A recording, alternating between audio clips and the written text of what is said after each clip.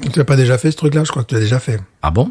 Ouais. Tu as déjà T'es fait sûr? ce truc-là. Ah oui. Merde, alors. Ouais, tu as déjà fait ça. Bon, bah je fais une autre. Alors. Attends. Ça, tu l'as déjà fait.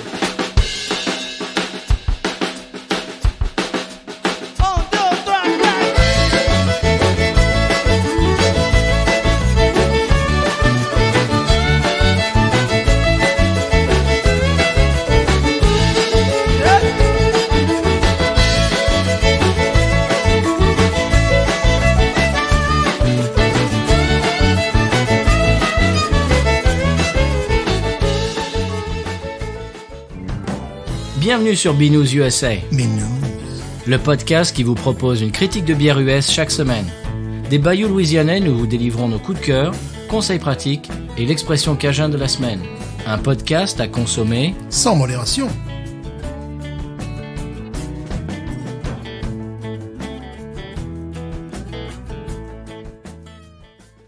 B-News USA is part of the Podcut family of podcasts.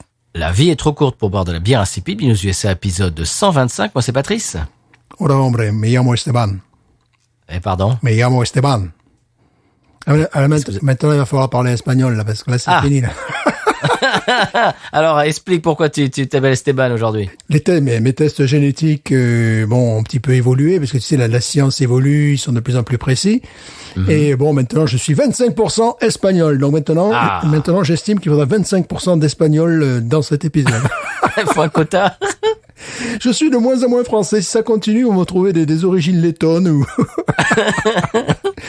Voilà. Ça ne me l'étonnerait pas. Oui, ça me l'étonnerait pas. De toute façon, 25% espagnol, ça enlève, je dirais, un doute, puisque j'avais ma grand-mère côté maternel qui était une fille de l'assistance, comme on disait, une enfant abandonnée. Abandonnée! Bon, mais maintenant, c'est clair. C'est clair, on sait un petit peu ce qui s'est passé. On comprend de mieux en mieux ce qui s'est passé. Alors, entre tes 25% espagnols et mes 44%, on est internationaux au Binous. Voilà, je te promets pas de te rattraper, parce que les autres, ils se sont croisés entre eux, quand même. Mais là, voilà, c'est une bonne nouvelle pour moi. En fait. Ouais, c'est sympa, ouais. Bah, ça explique des choses. Beaucoup de choses. On écoutait les Mavericks l'autre jour avec beaucoup de bonheur. Eh oui. Qui chantaient en espagnol. Et bien, voilà, c'est normal que ça te titille au niveau de tes gènes. Mais, je le crois. Je le crains. Et là où il y a des gènes, évidemment, il n'y a pas de plaisir. Il n'y a pas de plaisir. Voilà, il y a du plaisir en plus. Alors, moi j'ai une petite annonce très rapide. Si vous voulez, alors on a eu des emails d'auditeurs qui voulaient nos flyers, donc nos tracts Binous USA avec une espèce de, tu sais, cette espèce, c'est pas un code barre, mais c'est une espèce de nouveau code, tu sais, les codes carrés là. Ouais, tout à fait. Ouais. Et tu prends une photo avec ton portable et ça t'emmène directement vers Apple Podcast et tout ça.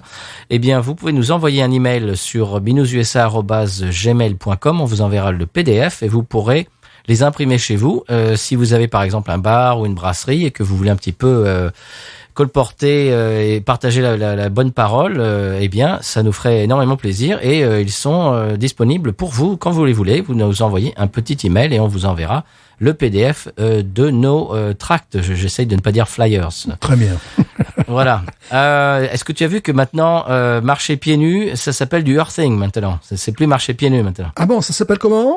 Earthing. D'accord, alors je suis un spécialiste, mais en appartement, moi, tu vois. Et parfois, je me fais mal. Moi, je me demande quand est-ce que ces journalistes vont recevoir du coup de pied au culing. Mais bon, ça... Bon, alors j'ai enfin goûté, Stéphane, la Black is Beautiful, qui est une bière collaborative. Tu sais, un petit peu comme la Résilience IPA. Ouais. Dans alors celle-là, les profits sont reversés à des charités ou des programmes qui aident la communauté afro-américaine. Tu sais, c'est un petit peu en réponse à ce qui se passe en ce moment, oui. Black Lives Matter, tout ça. Et donc c'est une bière dont la recette est disponible en ligne et chaque brasserie est libre de la faire et puis de reverser les profits à ce genre d'œuvres caritatives. Eh bien, je l'ai goûté. J'ai goûté la version de Urban South, ce qui amène un petit peu bien la brasserie de la semaine. Aujourd'hui, on va mettre un gros coup de projecteur encore une fois sur Urban South. Eh bien, écoute, elle est super bonne. J'ai trouvé des goûts de chocolat noir en poudre. Tu sais, ce côté poudré, chocolat noir. Un peu terreux. Ouais, absolument. Avec cacao, quoi. Oui, complètement. Mais poudreux, tu sais, poudre, une espèce de, voilà.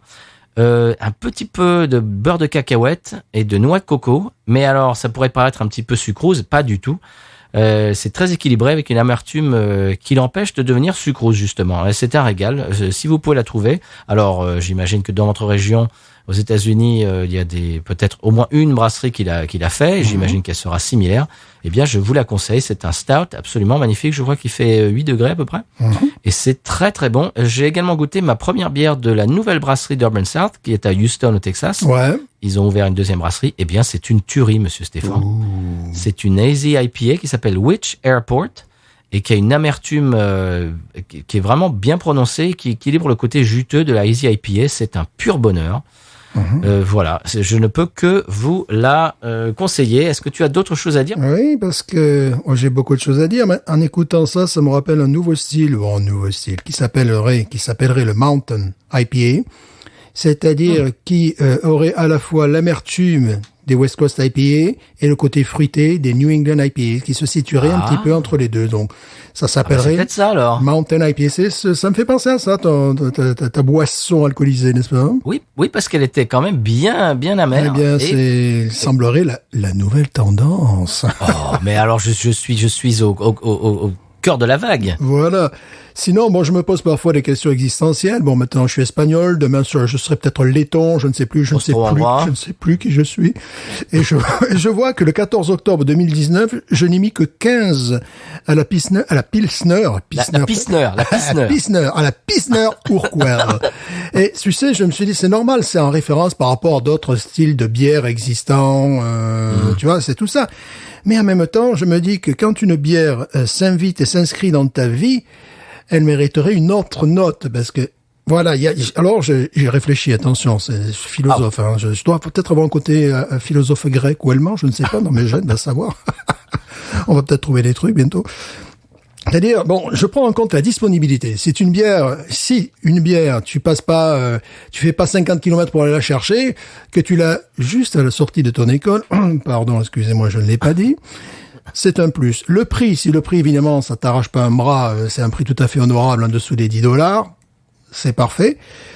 Le degré également, parce que si tu dois boire une bière à 15 degrés, bon, ben, le lendemain, t'es un peu bizarre face aux élèves, tu vois, Je peux en parler, oui, justement. T'es un peu fatigué, quoi, tu vois. J'en parlerai tout à l'heure. Et donc, après, se pose également un problème de santé, c'est-à-dire, bon, les gens savent que j'adore la Schlitz, j'ai de la Schlitz au frigo, j'ai de la Old Milwaukee, est-ce que je vais boire ça tous les jours, de la Hams? Non, parce que c'est fait avec du sirop de fructose et de glucose, donc des choses qui sont assez, obésifiants, mauvais pour le foie. Donc, là, tu prends par exemple Pilsner Urquell, bon, disponibilité sans problème, je l'ai juste en face de mon école, le prix $8,99, le degré 4, je crois que c'est, et la santé, évidemment, c'est fait rien qu'avec des ingrédients nobles. Et donc, j'en arrive à un classement qui est un classement personnel, attention. Les bières que je consomme le plus, c'est parce qu'elles rentrent dans toutes ces catégories-là. Donc la première, c'est la Pilsner Urquell. Et la deuxième, quand je veux me faire local, quand je veux me rappeler que je vis en Louisiane, c'est la Urban South Holy Roller. Ah. Ben oui, parce qu'il y a le degré d'alcool qui est relativement sympathique, c'est-à-dire, bon, pas trop fort non plus, tu vois. Non. Il y a toute la saveur, il y a la disponibilité, le prix, bon, tout rentre en ligne de compte. Voilà, monsieur, c'était ma réflexion philosophique sur la relation qu'on peut avoir avec des bières. Mais c'est magnifique, mais on dirait presque que tu fais du podcast parce que c'est la transition est toute trouvée. On peut écouter le Sonal et maintenant on est prêt à parler de une nouvelle version de la Holy Roller. Alors on écoute le Sonal tout de suite et on en parle après. Bien sûr.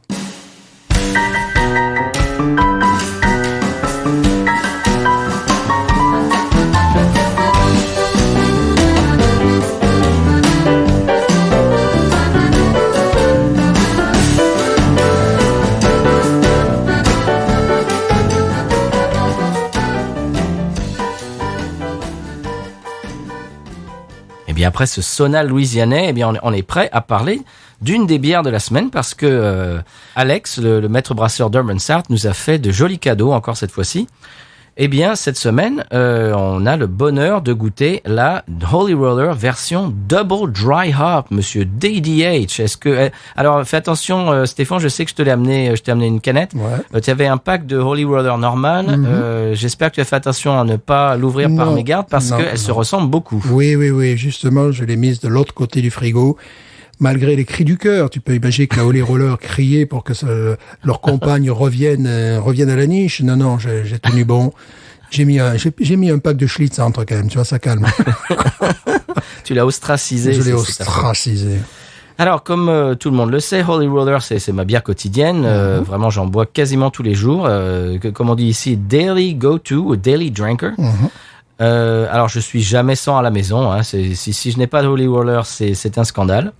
Il faut absolument que j'aille en chercher. Alors, j'avais loupé les sorties récentes de la version DDH, Double Dry Hopping, donc double houblonnage à froid. C'est pas la première fois qu'ils la font. Ils la font de temps en temps. Et je l'avais loupé parce qu'évidemment, elle n'est pas disponible ici dans les magasins. Il faut aller à la brasserie ou j'imagine dans des magasins spécialisés à Nouvelle-Orléans, qui ne sont pas des magasins dans lesquels je vais très souvent. Donc, j'avais jamais goûté et j'ai décidé que cette fois, j'allais la goûter. Et je me suis pris par la main et je suis allé en chercher à la brasserie la semaine dernière. Alors, j'ai demandé quelques précisions à Alex pour pouvoir en parler de façon un petit peu érudite et non pas en surface. Alors, DDH, donc évidemment, c'est Double Dry Hopping, donc double houblonnage à froid. Alors, j'ai posé des questions. C'est 2 fois la quantité de houblon de la Holy Roller normale, déjà. Ouais. Déjà au départ. Elle est vendue par pack de 4 et non de 6 comme la Holy Roller normale. Donc, j'imagine que, eh bien, évidemment, le prix du houblon joue beaucoup. Plus, après ça, elle est houblonnée à froid une deuxième fois. Une première fois avec des houblons Citra et Mosaïque. Puis, elle est transférée dans une deuxième cuve et houblonnée avec des houblons Galaxy. Oh. Pour donner à la bière le temps d'absorber les huiles de houblon sec, puis la retirer de ses solides, donc les cônes de houblon, puis ajouter une deuxième dose de houblon pour maximiser l'absorption de l'huile. Alors, on dirait que je suis expert, hein, mais j'ai juste recopié tout ce qu'il m'a expliqué. Mais tu es expert. Donc voilà, 2 fois plus de houblon, puis houblonnage à sec, puis on la sort et on la remet dans une autre cuve et on fait un nouveau houblonnage à sec avec une troisième variété de houblon. Tout ça va nous donner ce que j'aime appeler moi soupe de houblon, mais en général je dis ça d'une façon un petit peu négative et là ça n'est pas du tout le cas. Je l'ai déjà goûté, je ne vais pas vous mentir, chers auditeurs auditrices. Toi Stéphane, tu n'as pas encore goûté? Ah, pas du tout, non. Tu connais la version normale, moi aussi je la connais par cœur. Donc on va pouvoir eh bien les comparer. Qu'est-ce que tu en penses? Oui, alors il faut déjà parler de la canette qui est extrêmement proche de la version dite normale. Alors les seules 2 différences, c'est il y a un autocollant DDH sur le côté et le dessus, au lieu d'être en couleur fer, couleur argenté, elle est couleur dorée, le dessus de la canette.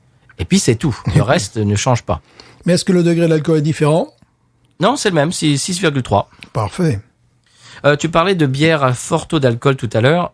J'ai acheté par curiosité l'autre jour un pack de 4 de Tesh Tickles de Bayou Tesh. Ouh, c'est du fort. C'est leur triple IPA. Ouais. Elle fait, je sais plus si elle fait 12 ou 13 degrés. Alors, elle est très très bonne. C'est West Coast IPA, un peu genre ce qu'on aime du style Torpedo et tout ça. Mais elle fait quand même 12-13 degrés. Le lendemain, j'étais pas fier. Hein. Faut faire attention. C'est un peu le problème avec ce genre de bière. Il faut la boire en vacances, quoi. Voilà, c'est pas c'est pas ce qu'on appelle une go-to, quoi. C'est pas une bière occasionnelle. Il m'en reste 3. Alors, on essaye celle-là? Oui. Qui va en premier? Je vous en prie, messieurs les Anglais, Allez. tirez les premiers. On sent qu'elle est louisianaise. Oh là là! Je la sens d'ici. Allez, je la verse.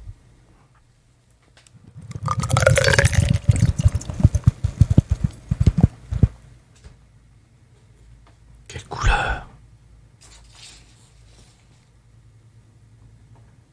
Je fais revenir le fond de la canette pour être sûr d'avoir tout dans le verre. J'ai déjà goûté la mousse. Eh bien, allez-y, monsieur. Une très belle couleur, ce que je vois. Peut-être que chez moi, elle aura une couleur différente. Sait-on jamais. Nos frigos sont différents. Bon, attention. Oh, Ici, c'est Lockport. Ici, c'est Lockport. cette mousse. Oh là là là là là là, le nez.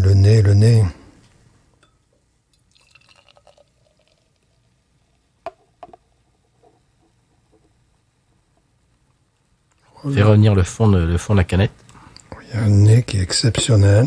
Attends. Ouh, le nez. Oh, c'est vraiment une super bière. Voilà, en termes de disponibilité, pas beaucoup, mais... Celle-là, non. Sa cadette, sa petite sœur, oui. Ah oui, sa petite sœur, on la retrouve dans toutes les salles des aérogares, dans toutes les cales des navires du port. Dans toutes les stations-service, quasiment toutes les stations-service. C'est vraiment un plaisir, même la canette est belle, je trouve ça bien. Et puis c'est local, quoi, c'est Jackson Square. On a la chance de pouvoir avoir ce genre de produit en Louisiane. Bon, par contre, oui. La mousse, tu pourrais me laisser finir la bière, là niveau, si tu vas par là. Elle mousse, hein. Elle mousse, oui. Puis moi, en plus, j'ai le verre Teco de chez Parrish, alors peut-être qu'il y a un conflit, là. Un conflit, tu vois.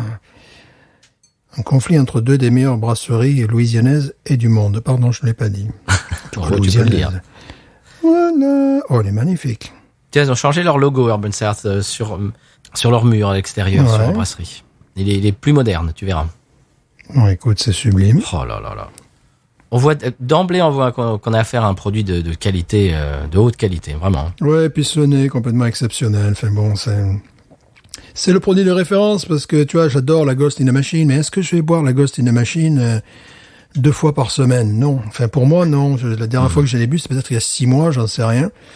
Alors que, bon, je suis moins accro que toi à cette bière, mais je dirais que je passe bien une semaine, tu vois, sur 4, tu vois, à avoir cette bière dans mon frigo, quoi. Voilà, sans aucun problème. C'est vraiment lorsque je veux me rappeler le goût de la Louisiane, ce qui se fait, que j'ai pas envie non plus de m'aventurer dans des trucs un peu trop complexes, trop chargés en alcool, trop décevants au final, tu vois, parce qu'après, quand tu as un rapport qualité-prix qui est aussi parfait, tu as pas envie de... Ça dépend les jours, tu vois, tu peux avoir parfois envie de t'engager dans des trucs complètement différents.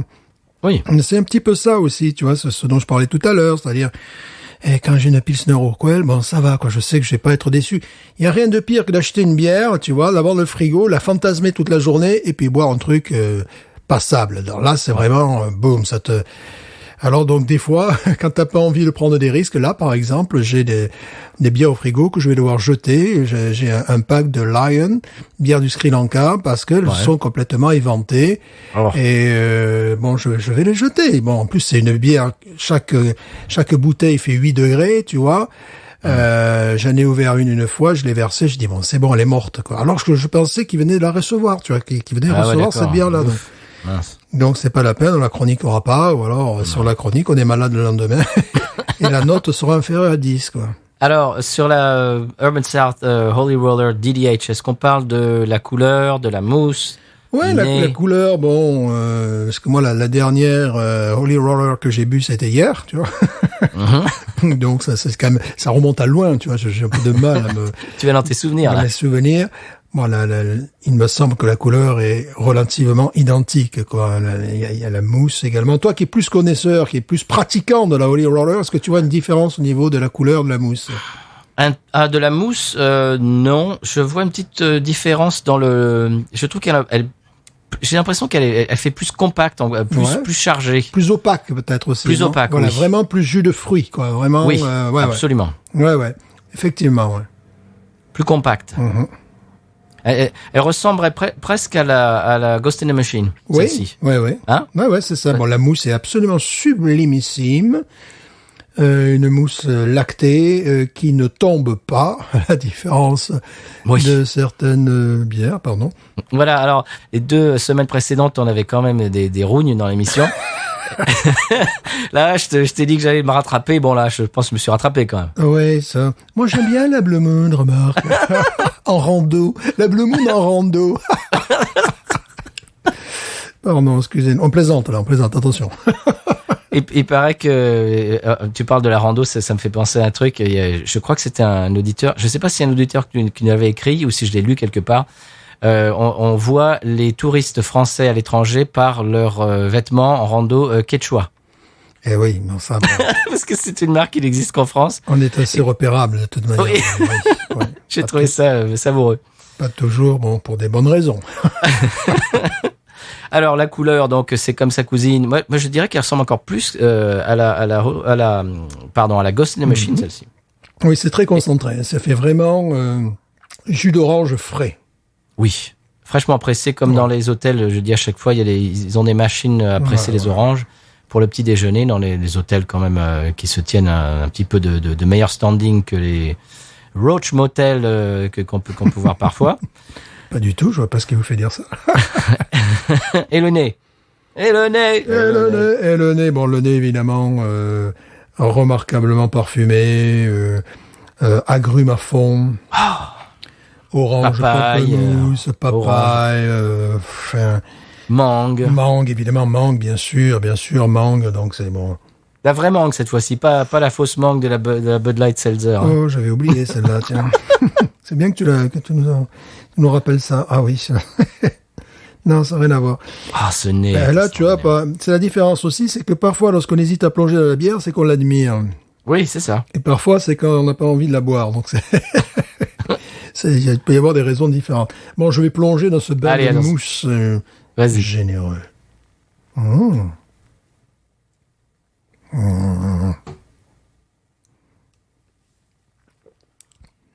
Mais quel délice. Oh là là, un peu plus épicé.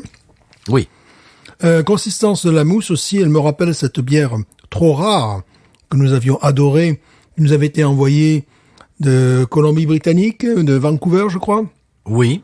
Alors, tu sais que quand on rentrait dans cette bière absolument remarquable, il disait qu'on avait l'impression de bouffer un coussin. Bon, ça c'est peut-être c'est peut-être une formulation malheureuse au niveau commercial, mais tu avais vraiment tu rentrais dans un nuage, tu vois, peut-être un nuage de lait, que peu importe. Et là, j'ai la même sensation. J'ai la même sensation de rentrer dans du cotonneux, dans un nuage de lait. Alors, je la trouve plus chargée en épices que sa consoeur. Un peu plus musclé, un peu plus trapu. Amertume plus franche. Ouais, sachant que c'est le même degré d'alcool. Ce n'est pas fait du tout pour me déplaire. Alors, le nez est exceptionnel, comme d'habitude. Bon, je suppose en plus qu'elle est fraîche. Il t'a pas filé des rouilles, quoi. Non. Il venait juste de la sortir quelques jours avant. Et genre, tiens, je vous en donne une de 2014, voilà. Si elle a 2 semaines, c'est le bout du monde. Voilà. Au passage, on remercie Alex, encore une fois, qui nous a fait des petites douceurs, là, qui nous a offert des trucs sympathiques. Et une deuxième qu'on va boire tout à l'heure, qu'on va déguster un peu plus tard. Oh non, c'est fantastique, ça. C'est bon, faut aimer le houblon, attention. Si on n'aime pas le houblon, ça plaira pas. Hein. Par exemple, Pomme, toi, elle te plaira pas, celle-là. Bon, il est vrai. Elle a un peu plus d'amertume que l'autre aussi. Oui, plus d'amertume. Plus d'épices, plus d'amertume. Ouais. Ça perd un côté fruité, forcément, tu vois. Il y a côté léger, fruité de la normale. Ouais. Et cette bière s'inscrit, comme par hasard, dans ce que je disais tout à l'heure, tu sais, dans les Mountain IPA, tu sais, une volonté de revenir à l'amertume des West Coast. Voilà, parce qu'il y a les gros amateurs du style, les premiers amateurs du style, ils regrettent de ne pas retrouver ça dans la New England IPA. Ils disent, ouais, c'est bien, c'est sympa, c'est fruité, mais ils regrettent un peu ce côté tacle par derrière, tu vois ce que je veux dire. Ben là, celle-là a plus d'amertume, bien évidemment. Mais ça en fait vraiment... je trouve cette bière excessivement intéressante, comme sa petite sœur d'ailleurs. Parce que ça me fait penser de suite à l'alimentation. Moi, j'en ai déjà parlé, je vois très bien, alors que moi, je ne mange pas ça au quotidien, puis même plus du tout. Mais avec un steak, tu sais, un hamburger saignant, là, tu vois. Un hamburger juteux, très... Oui. Ou avec ce que je mange. C'est pas la peine de rajouter moi, avec ce que moi, personnellement, j'estime que... On entend trop souvent ça. Avec du thon, tu vois, là, j'ai du thon d'ailleurs qui m'attend, là, tu vois. Ce genre de bière avec du thon, c'est parfait. Avec donc un steak juteux, un morceau de bif, tu vois, steak haché, quoi. Voilà, juteux, ça devrait être parfait également. Et j'imagine qu'avec certains fromages, pâtes, tu sais, un gouda, tu sais, des trucs comme ça, tu vois, un petit peu des pâtes cuites, ça doit être un cheddar, ça doit être remarquable. Donc une bière qui nous fait penser à l'alimentation. Bah écoute, oui, absolument. J'avais expliqué une fois dans l'émission que j'avais mangé, je venais d'ouvrir une Ghost in the Machine. Et ma femme me dit, le repas est prêt. Et c'était quelque chose d'asiatique avec du gingembre. Et je me suis dit, oh mince, ça va pas aller ensemble. Bon, je dis, tant pis, quoi. Je vais pas la gâcher, cette Ghost in the Machine. Eh ben, écoute, c'était fabuleux. Cette espèce de gingembre, de truc, tu sais, un peu chinois, asiatique et tout ça. Oh, mais avec ce côté un petit peu épicé, aillé, et fruité en même temps. Oh, c'est fantastique. Ouais, mais là, ça va avec... c'est une bière qui pourra accompagner beaucoup de choses. Vraiment beaucoup de choses. C'est absolument remarquable. Bon, là, pour un petit peu résumer ma pensée, elle est plus musclée en termes donc d'amertume, plus épicée, moins fruitée. Mais j'adore. Enfin, on a beaucoup de chance d'avoir ce type de produit en Louisiane. Absolument. Vous avez entendu un blanc, mais c'est que j'en buvais une nouvelle gloupée. Voilà, une nouvelle gloupée. Une nouvelle lampée. Non, c'est fantastique. Vraiment. Ouais, en plus, ce qui est très intéressant également, ça c'est pour l'aspect visuel. Il y a, je dirais pas de la dentelle comme sur une lager, mais il y a quand même un dépôt de mousse sur le bord du verre qui est un petit peu entre la Guinness et la lager, tu sais. Regarde, la dentelle. Une mousse, tu vois, un petit peu équivalente. Parce que les lagers de très bonne qualité font de la dentelle. C'est vraiment raffiné, quoi, tu vois. Là, c'est un peu plus baveux, mais c'est magnifique, quoi. Alors, comme je disais tout à l'heure, c'est vraiment pour les amoureux du houblon, hein. Oui, mais quand t'es en Louisiane, en même temps, est-ce que tu peux passer à côté de ce genre de contraste? Tu vois, parce qu'on est vraiment dans une terre de contraste. Bon, il peut faire très chaud ici, très humide. Bon, c'est une réussite, ça. Ouais, c'est une réussite. C'est formidable, quoi. Bon, c'est bien que t'aies déjà fait une interview avec ces gars-là, mais je dirais il faudrait faire une interview tous les jours avec eux. Oui. Ça sera à refaire, oui, absolument. Ouais, ouais. On va y aller tous les deux cette fois-ci et on fera une petite interview. Ouais. Voilà. Et peut-être même une visite, parce qu'on n'a pas encore visité cette... on est allé dans la taproom plusieurs fois. On en a parlé. Bon, on n'est pas ultra fan de l'intérieur. Du bruit. Voilà. Je trouve qu'il faudrait qu'ils développent plus l'extérieur. Ils commencent à le faire d'ailleurs. Très bien. Un petit patio. Mais les cuves, etc., l'opération elle-même, je l'ai pas encore visité, j'aimerais bien. Surtout que j'ai l'impression qu'il y a moins de bruit du côté des cuves que du côté du beer garden. C'est possible. Ce qui pose un problème quand même, à un moment donné. Ouais, bon. Les bières sont exceptionnelles. Donc, exceptionnelles, mais c'est... allez, oserais-je le dire, c'est ma brasserie de la néo-orléanaise préférée. Ah, ben moi aussi, c'est clair. Vraiment, quoi. Vraiment. Pour moi, il y a deux brasseries en Louisiane pour moi, c'est Urban South et Parish. Et puis non, il y a Bayou-Teche. Il y a trois. Allez, il y a trois. Attention, Bayou-Teche. Bayou-Teche, c'est près de mon cœur aussi. Mais alors, ce qui est rigolo, c'est que c'est pour trois raisons complètement différentes. Les brasseries sont différentes, les bières sont différentes, et mon attachement émotionnel à chacune est différent. Donc c'est très bien. Oh, les pizzas Bayou-Teche au passage. Les deux premières sont les bières plus techno. Oui. Donc, à la limite, on peut retrouver d'excellentissimes brasseries, un petit peu comme ça, un peu partout sur le territoire américain. Pas partout, mais il doit y en avoir une dizaine. Allez. Oh oui, largement, oui. Mais de ce niveau, hein, je parle de cette catégorie-là. Parce qu'il y a des brasseries qui sont historiques, mais qui sont peut-être moins déterminantes, la New England IPAs, ou tu sais, qui sont beaucoup moins à la page, quoi. Enfin, voilà, qui vivent sur leur passé ou leur passif, que sais-je encore. Et Bayou-Teche, c'est made in Louisiana. Enfin, c'est le terroir. C'est fait à la main. Il y a des trucs que j'adore qu'on ne trouve nulle part ailleurs. Mais oui. Mais nulle part ailleurs. Quoi. Mais c'est ça qui est génial, c'est qu'à Bayou-Teche, bon là on s'éloigne du sujet, mais à Bayou-Teche, ils sont complètement uniques et ils le revendiquent et c'est ça leur force, je trouve. Voilà, et puis pour le cadre, si vous êtes des touristes, bon. Il faut aller là-bas, quoi. C'est le terroir. Ils sont uniques parce que ils sont en plein, ils ont les deux pieds dans leur terroir et c'est magnifique. Ouais, c'est un petit peu comme si tu allais visiter un gars qui fait un petit vin très sympa dans son terroir avec une vue remarquable. Bon, là, le cadre est vraiment remarquable. Puis les gens sont remarquables également. Donc bon, tout va bien. Ouais. Donc Urban South, eh bien, bon, on peut gloser. Tu veux qu'on va voir Ronise? Ouais, allons-y. Là, ça va aller très haut, hein. Moi, c'est du 17,5. Ah oui, pareil. Pareil parce qu'on avait donné 18, je crois, à la Ghost in the Machine. Je crois que 17,5 c'est très bien pour celle-là parce qu'elle est vraiment très très proche. Hein. Faut pas se mentir. Ouais. Ah, je préfère encore la Ghost, évidemment, un peu comme toujours, parce que la Ghost, ayant plus de degrés d'alcool, développe des choses beaucoup plus complexes, tu vois. Ouais. Ce goût-là, où on était avec le brasseur, où je disais goût d'oignon, il me disait non, c'est un goût d'ail, tu vas prendre une claque dans ta tronche, c'est moi qui attends, qui c'est qui est du sud de la France, c'est quand même, il me connaît, quoi. Donc on était dans des trucs un petit peu, tu vois, très spécieux. Là, je sens un goût de poivre blanc. Je ne sais même pas si on l'a noté, parce qu'on est tellement habitués, nous, maintenant. Je sens un goût de poivre blanc et compagnie. Donc, elle a évidemment un tout petit peu moins de relief que la Ghost in the Machine, mais c'est pas le même degré d'alcool. Et non. Il est certain que je boirais plus facilement ça dans l'emmener qu'une Ghost in the Machine. Ghost in the Machine, j'en bois, il faut que je sois bien entouré, tu vois. Je sais pas, j'en bois chaque 6 mois peut-être dans mon cas, c'est vrai. Hein. Toi, tu en bois beaucoup plus souvent, mais moi j'en ai bu une hier. Moi, j'en bois chaque 6 mois véritablement. Ça, je dois en boire. Sa petite sœur. Bon, c'est un six-pack. Bon, disons, je fais un achat par mois au moins, tu vois, de cette bière-là. Bon, après, évidemment, la Pilsner Urquell, si au bout de 10 jours, j'ai pas la Pilsner Urquell, je commence à taper les enfants, tu vois. Donc, on m'a dit, arrêtez, mais qu'est-ce qui se passe? Je commence à devenir violent à mon école, tu vois. Il y a M. Stéphane qui a encore tapé un gosse. Voilà.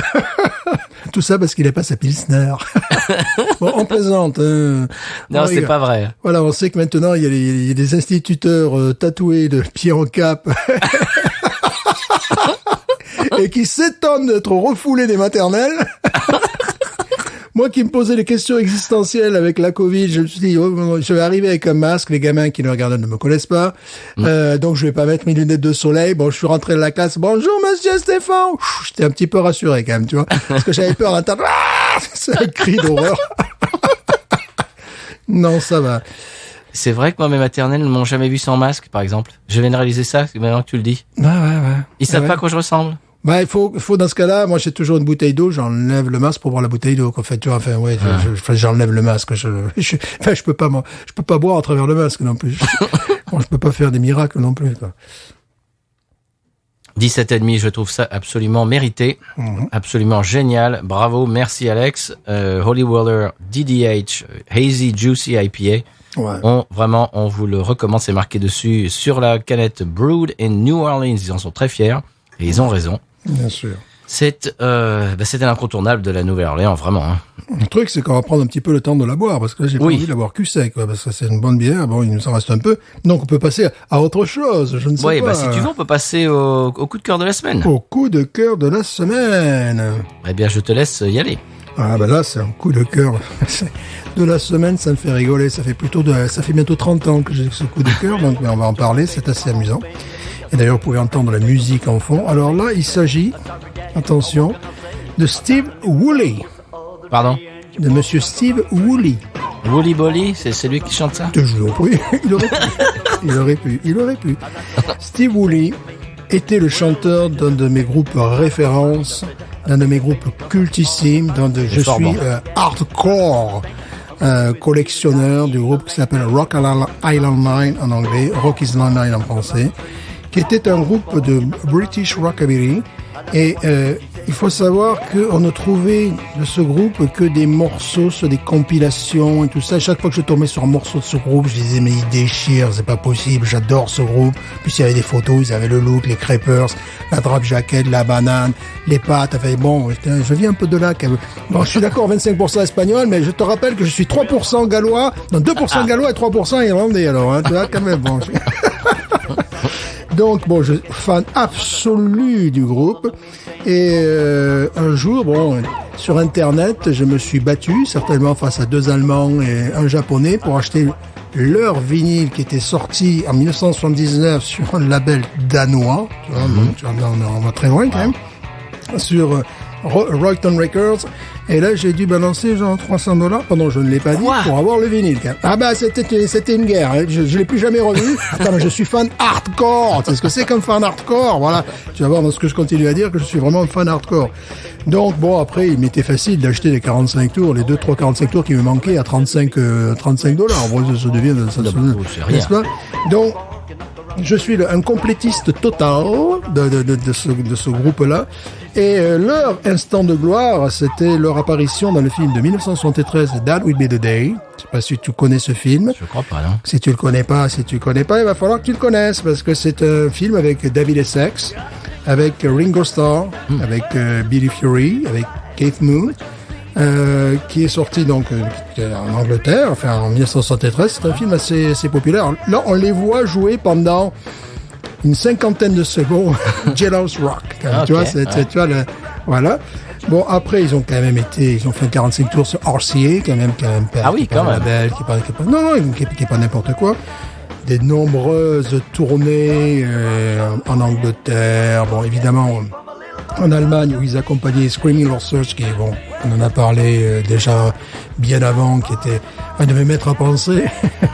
Et donc, ils étaient potes avec ce gars-là. Il disait que c'était pas facile parce que, tu sais, en Allemagne, il y avait des checkpoints parfois tu devais passer d'une zone à l'autre, dans Berlin-Ouest, tu vois. Et donc, évidemment, il faisait des concerts. Et Screaming Lord Sturge, il faisait des grimaces aux douaniers. Donc là, ça n'aide pas, quoi. Tu vois, ça n'aide pas pour faciliter voilà. Et donc, maintenant, j'en reviens à Steve Woolley aujourd'hui. Steve Woolley met des vidéos en ligne. Il existe toujours, Steve Woolley. Ouais, voilà, c'est ça. Bon, après, je sais qu'à partir au début des années 80, il est parti. Bon, je savais ça, parce que bon, fan hardcore, je savais qu'il était parti en Australie, pour le climat, évidemment. Et il avait créé un nouveau groupe, de Redbacks. Donc maintenant, ces documents existent, mais à l'époque, c'était, tu peux imaginer, il n'y avait absolument aucune trace. Et Steve Woolley, maintenant, fait des vidéos. Il est donc retraité, il a plus de 70 piges, donc il est australien. Il vit, je crois, enfin en tout cas, il fait du tourisme dans le sud de la Thaïlande, sur sa moto. Il a toujours été un passionné de moto depuis qu'il est gamin, quoi. Et le gars, accroche-toi, il a 5 abonnés. Dont toi. Donc moi. Donc la dernière fois, il avait 5 vues. Oh la vache, non. Et là, j'ai regardé un de ses anciens épisodes qui est sorti, 14 vues. Yes, on va y arriver. Donc je me dis, je sais pas, il doit y avoir sa tante, son cousin et moi qui le suivent. Écoute, je connais des gens qui font des milliers de vues pour les mêmes choses. C'est-à-dire, il est sur sa moto, il dit, tiens, je vais rencontrer mon pote qui vit dans le sud de la Thaïlande, qui vit à cet endroit. Boum, boum, il arrive avec la moto et salut les filles, bonjour le chien, comment ça va? Boum, boum, voilà. Bon, c'est des trucs, il y a des gens qui font des milliers de vues, quoi. Ouais. Mais pour moi, fan hardcore, je me dis, c'est Steve Woolley qui est sur la moto, c'est Steve Woolley qui parle.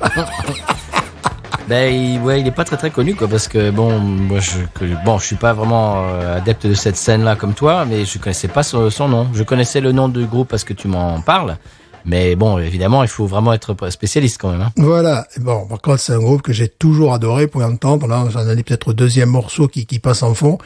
Oui, moi, je connais même les versions vinyles, la deuxième version, tu vois, des trucs comme ça. Alors, j'ai lui envoyé un petit message. Bon, il était content, mais pas forcément répondu. J'ai fait une référence à un de ses 45 tours. J'ai fait Rock On, Steve. Tu vois, c'est bien, ça fait, ça fait anglais classe de 6e, quoi.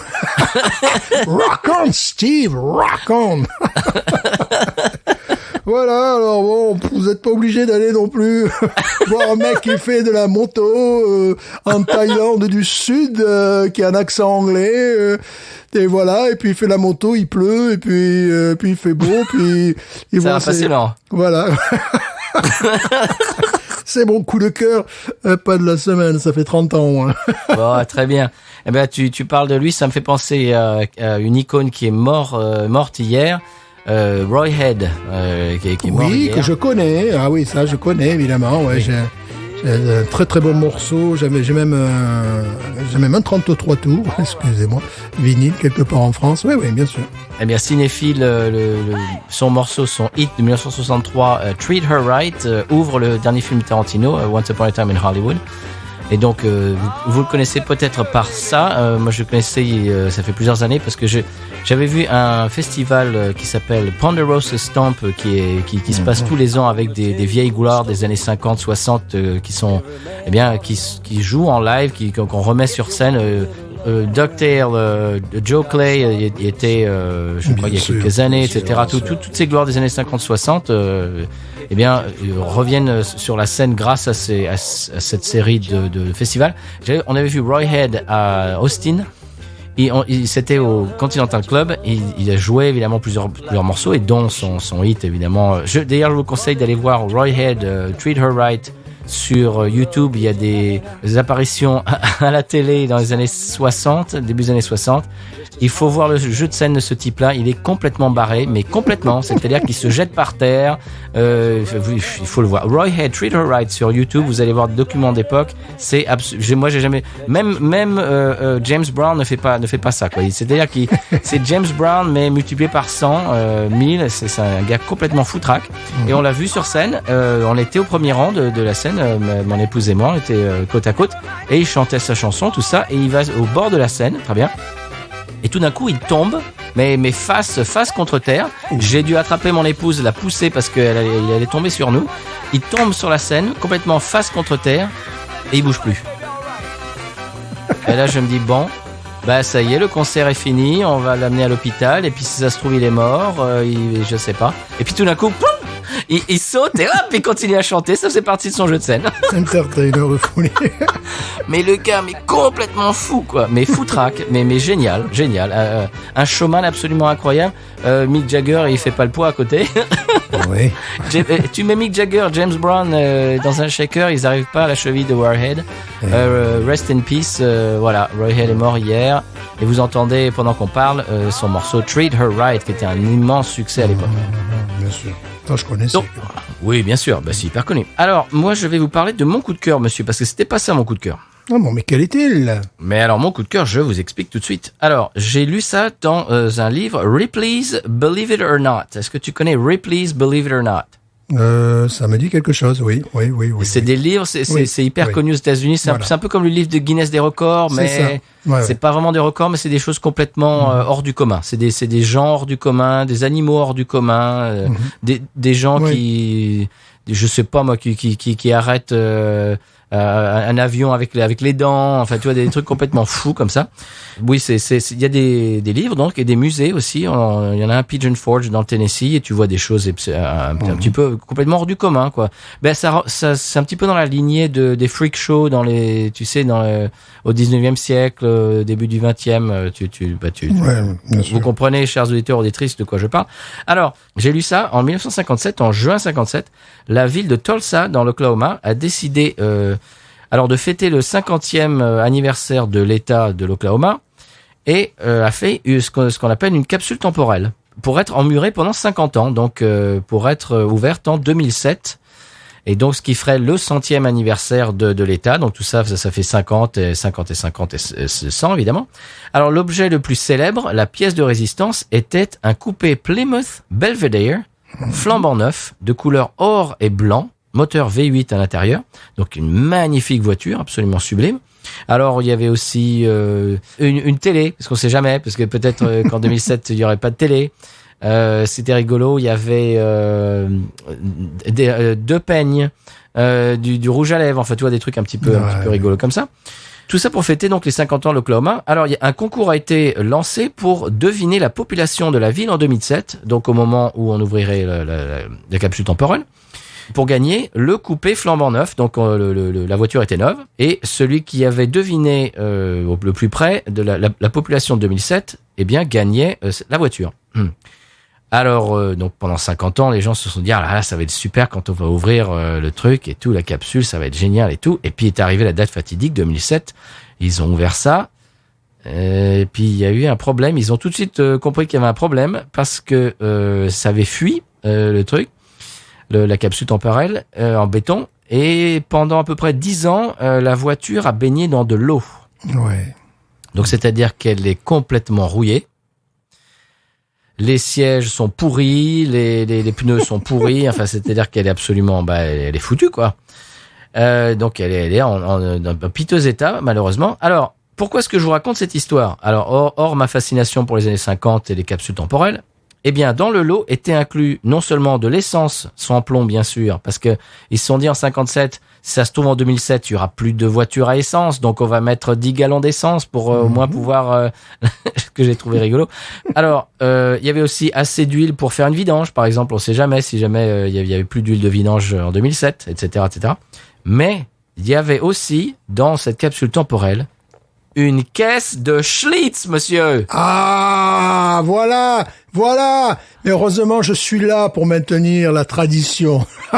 Ils ont raison. Où est passée la Schlitz, tu vois? Et donc, ils ont mis une caisse de bière et c'était la Schlitz. C'est pour te dire la popularité de cette bière à l'époque. Mais évidemment, s'ils avaient pu envoyer ça sur la Lune, ils auraient envoyé un pack de Schlitz aux Martiens. Mais je suis tout à fait d'accord là-dessus. Alors, de la Schlitz de 1957, j'aurais bien aimé la goûter, moi. Ouais, ce qu'il n'avait pas prévu, c'est peut-être qu'il sortait la bagnole, mais qu'il n'y avait plus de monde autour, que tout avait explosé, parce que ça a failli arriver en 1980 dans l'Arkansas, tu vois. Oui. Et c'est pas une guerre atomique contre les méchants russes ou les méchants chinois. Non. C'est simplement qu'ils avaient des bonnes vieilles têtes nucléaires, tu sais, des ogives nucléaires. Mm-hmm. Et puis, bon, une erreur de manipulation a fait que, ça commençait à partir un peu de partout, tu vois. Et, qu'ils auraient pu faire exploser. Bon, heureusement, le truc a tenu, mais bon, il y a eu quand même un mort malgré tout. Mais qu'ils auraient pu faire exploser carrément toute la région de l'Arkansas et la Louisiane et compagnie. Donc, à mon avis, c'est plutôt ça le risque. C'est pas essayer de retrouver des voitures des années 50, mais si tu sur la voiture et qu'il n'y a plus personne, tu vois. C'est un peu ça. Ils n'avaient pas prévu ce côté-là, non. Cet aspect-là de la chose. Tiens, d'ailleurs, la confiture, le podcast La Confiture, on a parlé de cet incident nucléaire. Oui, ben voilà, voilà, bon, si vous voulez vous référer, c'était en 1980, c'était à, comment ça s'appelle? Je sais plus le nom de la ville, bon. C'est pas grave. Vous demanderez à la confiture et vous expliquons ça. Damascus, non? Damascus, voilà, c'était okay. Damascus. Et oui, ils doivent être au courant comme un petit peu de l'histoire. Ouais. Et on se dit que ça tient à pas grand-chose. Ils ont fait un épisode entier là-dessus. D'ailleurs, je te le recommande, Stéphane, et je vous le recommande, chers auditeurs, auditrices. Alors, on trouve des tas d'articles évidemment sur ce qui est arrivé à la voiture, qui maintenant s'appelle Miss Belvedere, restauration, etc. Parce elle était dans un état immonde. Ils ont enlevé quasiment toute la rouille. Alors ils ont voulu la donner au Smithsonian, tu sais, le musée à Washington DC. Le Smithsonian a dit merci, mais non merci, parce que amener de la rouille comme ça, c'est équivalent à amener la peste bubonique. Merci. Non, ça va. Oh là là. C'est-à-dire que tu vois, la rouille, évidemment, rust never sleeps, comme disent en anglais. C'est-à-dire que ça aurait fait rouiller des tas de trucs, quoi. Il faut pas amener la rouille dans un musée comme ça. Alors, moi, ce que je me demande, c'est si, cette Schlitz, alors, il parle pas sur aucun article que j'ai lu, de ce qu'ils ont fait de la Schlitz. Alors, il y a une photo quand même d'un gars, le gars qui a restauré, qui a enlevé la rouille, avec la canette de Schlitz, qui est évidemment rouillée elle aussi, malheureusement. Ouais. Alors, je me demande si elle a des goûts de pain PAIN, de pain PIN. Les articles ne le disent pas. Moi, je trouve qu'il y a des journalistes qui manquent à leur devoir. Voilà. Peut-être un petit goût métallique, je dirais, là-dessus. Peut-être. Alors, donc tout ça, c'était dans Ripley's Believe It or Not. J'ai trouvé ça très très rigolo. Un autre entrefilet m'a attiré l'œil. À Houma, en Louisiane. Pouf. Alors là, ça y est. Là, j'ai lu. Oui. Tu vois, ça m'a attiré l'œil. Il a fallu que je lise. C'est chez nous. C'est chez nous. Oui. Un homme a été arrêté pour avoir mordu un facteur. En même temps, en France, c'est très courant. Alors, l'honneur de la Louisiane, quand même, est sauf parce que le gars vient du Missouri, quand même. Ouais. Parce que pas de ça chez nous, hein. Non. Alors, je vous explique l'histoire. Le facteur s'apprêtait à déposer le courrier dans la boîte aux lettres quand il a entendu des aboiements. Bon. Alors, il regarde dans le jardin. Il voit un chien. Bon. C'est normal, il entend l'aboiement, il voit un chien, normal. Pour l'instant, tout va bien. Et il continue il marche quelques pas de plus pour arriver à la boîte aux lettres. Et puis il entend de nouveau des aboiements. Bon. Et puis tout d'un coup, il regarde et réalise qu'en fait, les aboiements venaient de Mark Plumb, 20 ans, donc natif du Missouri, qui est sorti de la maison en courant, en aboyant, s'est jeté sur lui a mordu l'épaule avant de rentrer dans la maison en courant. Ça va. Il souffre de quoi, Marc Alors évidemment, ils ont fait leur enquête. Non, apparemment, il n'a pas de problème psychologique. C'est juste qu'il voulait faire une blague.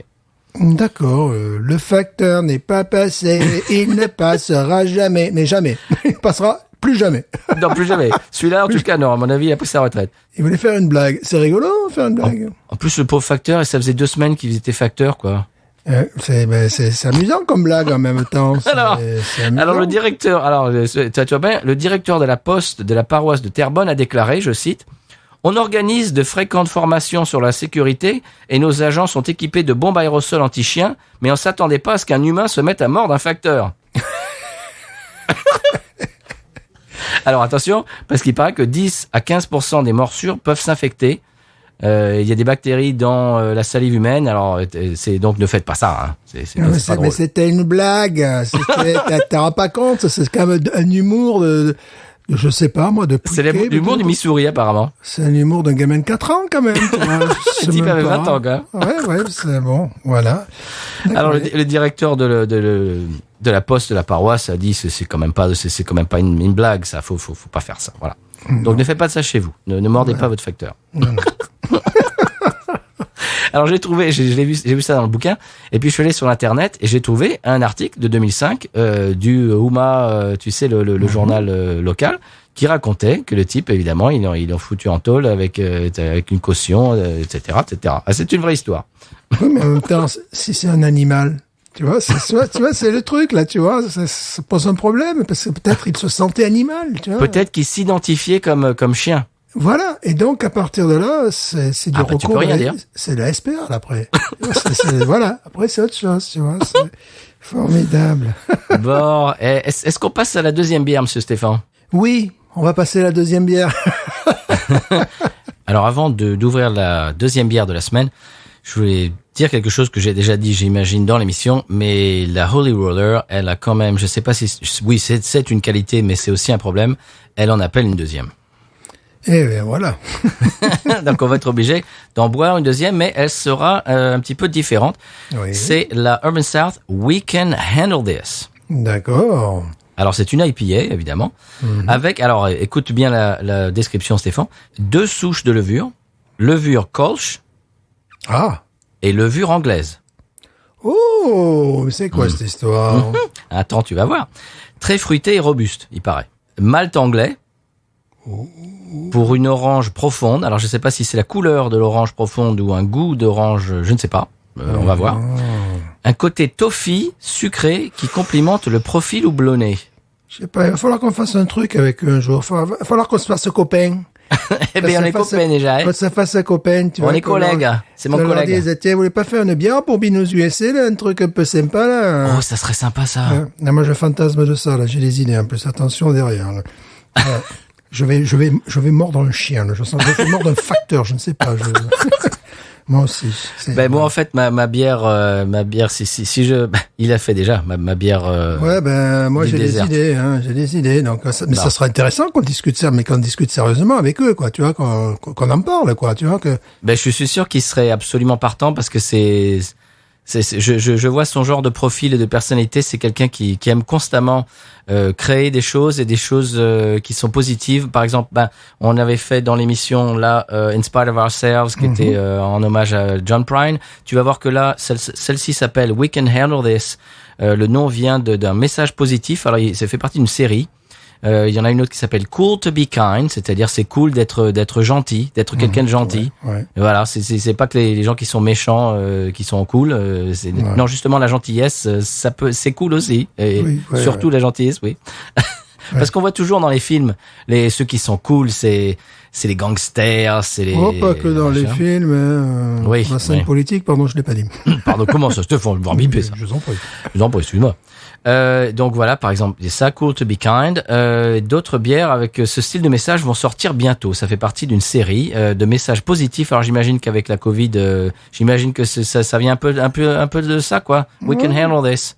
Moi, j'aimerais bien, tu vois, qu'il y ait un pourcentage, je sais pas, des ventes qui partent, par exemple, au programme de français ou des choses comme ça. Oh, écoute, mais c'est magnifique, ça, monsieur Stéphane. Oui, sans passer par les structures qui nous diraient, oh, c'est de l'alcool, oui, c'est de l'alcool, et alors, tu veux qu'on fasse quoi, du footing? T'as vu la gueule que j'ai, quoi?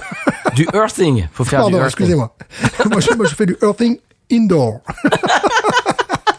Et en plus, parfois, comme j'avais éclaté un verre de Versteiner un jour, il reste toujours un truc à un moment donné que tu t'attends pas, tu vois. Ah, c'est le truc traître du verre blanc, mais c'est du bonheur. Tu peux faire du parkaying alors. Ouais. Sur le parquet. Voilà, mais tu vois, c'est bon. Non, mais Puis j'ai des idées de goût, enfin des trucs comme ça, quoi, tu vois, voilà. J'ai des idées. Oh, attention, j'ai des idées. J'ai des idées que je vais proposer à la France. Tu as un programme. J'ai un programme. Oh, ça serait sympa aussi que Simon fasse le visuel. Qu'est-ce que t'en penses? Putain, mais parlons du grand. Non, Simon, non, le peintre français de la Nouvelle-Orléans, pas ça, pas. Ouais, le problème, c'est que moi, je l'ai un peu dans la tête aussi, les visuels. Moi, tu sais, c'est comme ça se passe, tout vient avec, moi. Bon, tout vient avec. On parlera de ça hors micro. Voilà, hors micro. Je pensais que tu parlais de Simon qui a présenté. Non. Simon. Non. Qui a présenté la bière la plus forte du monde. Oui. Justement, dans le Guinness des records. Pourquoi pas? Pourquoi pas, des records. Maintenant, je parle. On fait du earthing avec les records, Voilà, avec bien les records. sûr. Et ce qui était très amusant, c'est que le même jour, je reçois d'un autre zytologue un message concernant une brasserie en Angleterre qui se targue de faire des small beers. Alors ça, j'ai aimé. Donc, leur site, c'est theoriginalsmallbeer.com et ils proposent des bières, quand on dit small beer, parfois, de dark beer à 1 degré d'alcool. Je ne crois pas avoir vu sur leur site une bière supérieure à 3 degrés. Ils en sont très fiers et je les trouve très intelligents parce que c'est un marché qui me semble en pleine expansion. Alors que proposé non. Blue Dog. Alors, accroche-toi, parce qu'il Blue Dog voulait rentrer dans le Guinness des records. Bah, évidemment. 57,8 degrés. Ouais, bon. Voilà, bon. Donc, 57,8 degrés, c'est maintenant la bière la plus forte officiellement. Super. Du monde. Super. Voilà. Qu'on peut boire à pieds nus.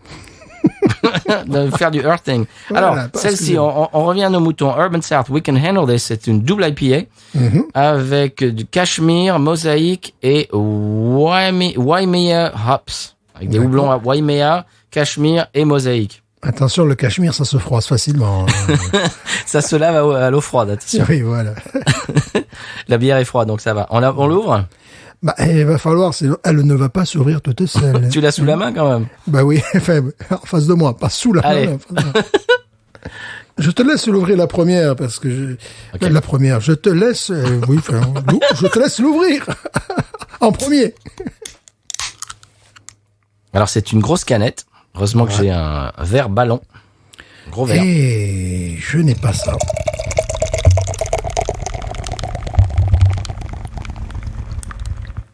Prochaine fois que tu vas chez Parrish, il faut que tu t'achètes un verre comme ça.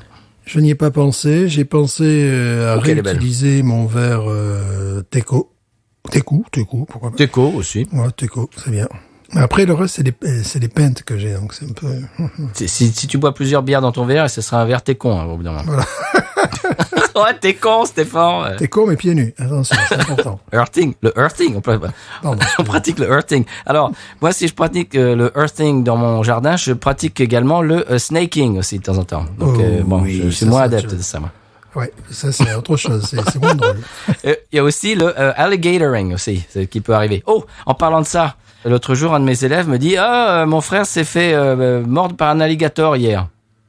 Je dis, il s'est fait mordre par un alligator. Dans ma tête, je me dis, tu vois, le bébé alligator, quoi. Mm-hmm. Je dis, comment ça, il s'est fait mordre? C'est grave? Il me dit, bah oui, il y avait la viande qui pendait de sa, il y avait la chair qui pendait de sa jambe. Ah. Je lui dis, il était gros comment, cet alligator? 10 pieds. Ah oui, d'accord. D'accord, ouais, c'est un vrai... 10 pieds, ça fait combien? Ça fait 3 mètres. C'est un gros alligator c'est adulte. Un mâle. C'est un gros mâle adulte. Et il a chopé le gamin par la jambe, quoi. Ouais. Non, ça fait partie des choses des histoires qui se racontent ici en Louisiane. C'est normal. Sûr, bon? Mais bien sûr. Et il s'est fait mordre par un alligator. C'est normal. Dis donc, elle a pas du tout le même aspect que la Holy Roller. Tu vas voir. Vas-y, je te laisse l'ouvrir. D'accord. Je dégaine donc. Vas-y. Si j'y arrive, parce que...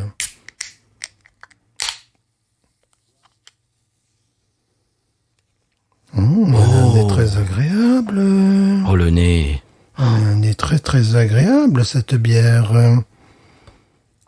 Ah, la couleur est absolument différente, tu as raison. Oui.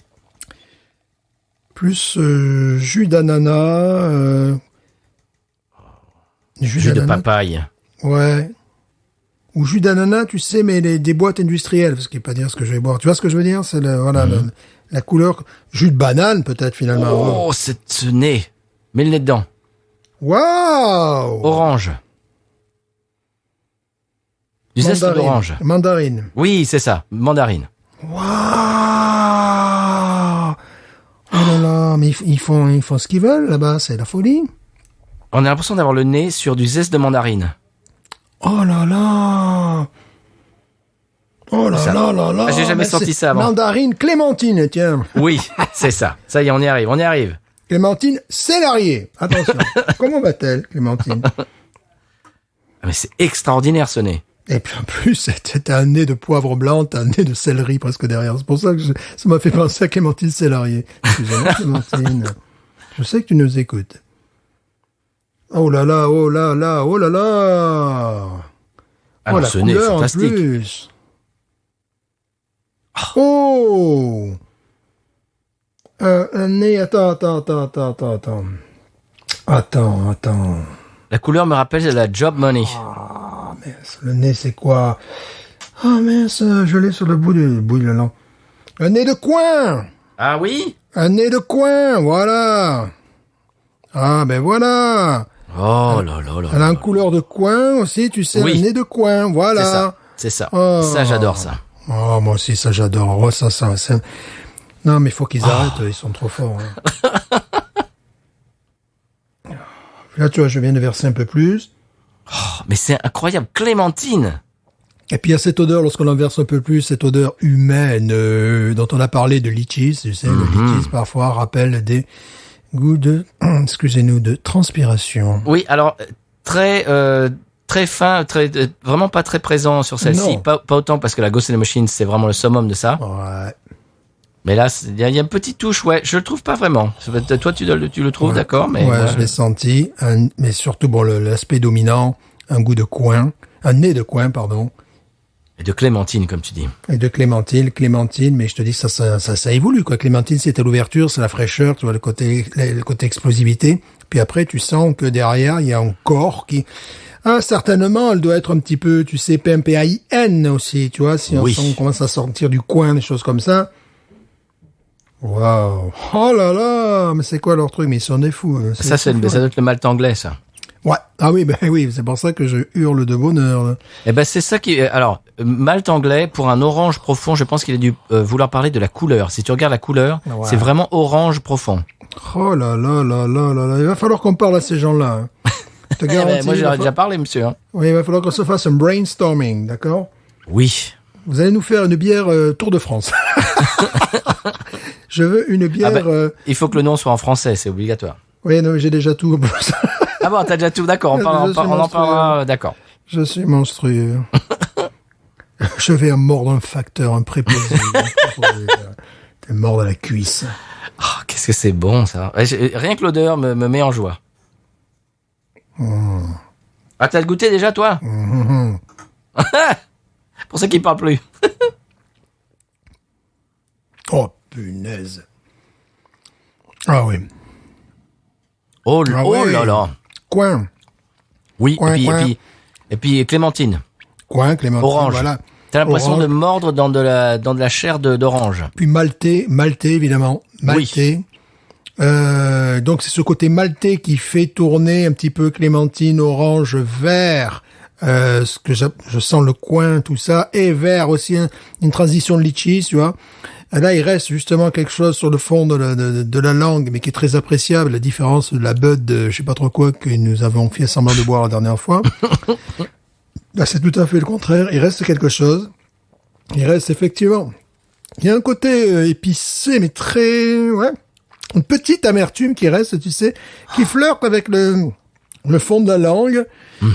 Oh là là, ça c'est une bière qui aurait pu être faite par un Anglais qui vit sous les tropiques. Tu vois ce que je veux dire? Oh, pour moi, c'est peut-être encore une nouvelle voie. Tu vois? Ah, c'est extraordinaire. Moi, je suis fan absolu. Il y a une base maltais. Je suis fan absolu. Je la trouve... la précédente était excellente. Je la trouve subtile. Tu Oui. vois, beaucoup plus... Ah oui, là, c'est la base maltais qui amène tout ça. Oh là là là là. Bon, je sais déjà la note que je vais lui mettre, ça c'est clair. Je vais lui mettre 2.